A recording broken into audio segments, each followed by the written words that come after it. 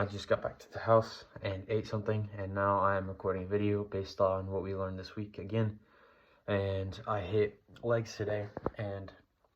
what we learned about this week was muscle fibers, and how as I am doing some explosive movements, some really fast movements, I'm using my type 2A and type 2X fibers and glycolysis rather than my type 1 fibers being slower twitch and my muscle fibers that I'll use when I'm walking. I went on a walk today as well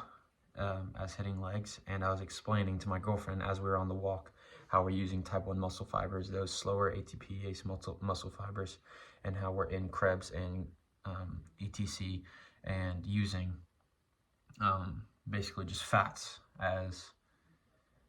fuel for our muscles on the walk. As I was on my walk as well earlier, I was explaining to my girlfriend how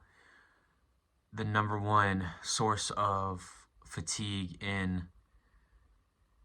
type 1 fibers is carb depletion, whereas the number one source of fatigue in type 2A and type 2X muscle fibers are hydrogen ion accumulation. And basically what fatigue is the inability to maintain a work rate, and how once we either get hydrogen ion accumulation in type 2 or carb depletion in type 1, how fatigue will creep in and suddenly start to affect how we exercise.